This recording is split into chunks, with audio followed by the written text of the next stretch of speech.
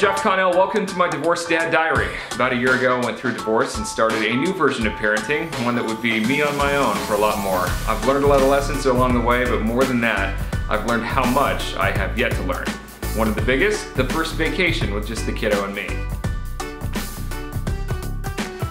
Now we've done trips over the last year where it was a little quicker, like we've gone from Boise to Portland to go and see a Portland Trailblazers game. We did that by ourselves and that was fine. We've done some drives to see my parents in Seattle. We've done some trips down to Salt Lake City, but that was entirely different than picking up for a week and going to Hawaii. I quickly realized once we got there that what I'd planned for a little modified normal wasn't going to be the case. Normally when I've been in Hawaii it was laying out on the beach or walking the beach in the morning or just sitting on the patio and enjoying the view. And my son's 8, he just turned 8, we were there right before his birthday, and that just was not going to be sufficient for keeping him interested.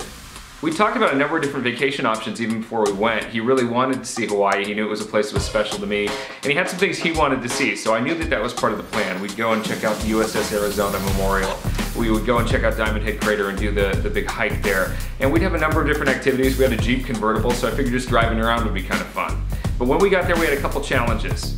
The first was a tropical storm, so for the first 2 days we had weather that meant staying in the room most of the time. I didn't want him only to use his iPad, and so we actually made a decision to jump and go island hopping. We went to the big island and went and checked out the volcano there.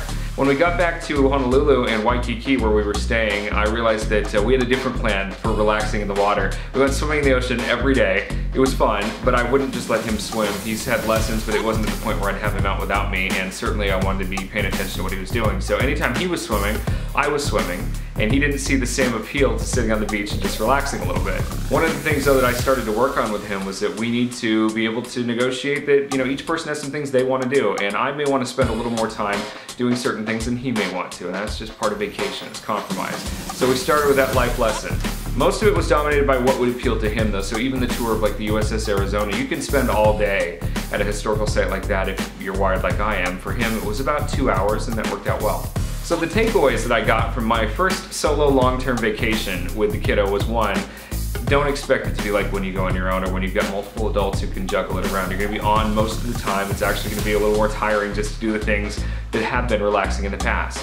2, the more that you do for them in the morning, the more relaxing your evening will be. Get them tired, and I guess it's just like being at home. More sleep will come earlier if we can do more activities early in the day, so that's what we did. See things through his eyes was another big lesson for me. When he could experience something for the first time, it was really cool. So even if it was different than what I might have expected, I did enjoy seeing him experience these things that I've come to maybe get too comfortable with and take for granted, and see his excitement as he got to experience something new.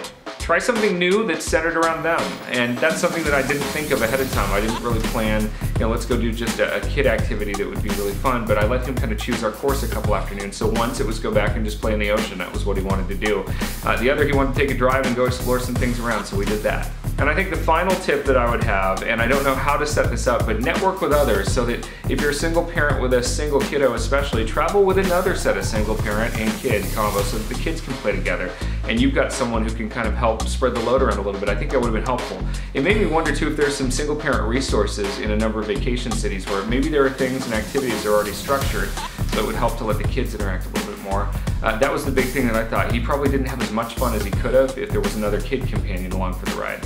So that is the first of the Single Dad Diaries. I'd love to know what you've done. How have you made vacations more fun? How have you modified if you're a single parent who has had to carry the load for taking your kiddo on vacation? You can share your comments below, or I'd love to connect and share some of those in future episodes too.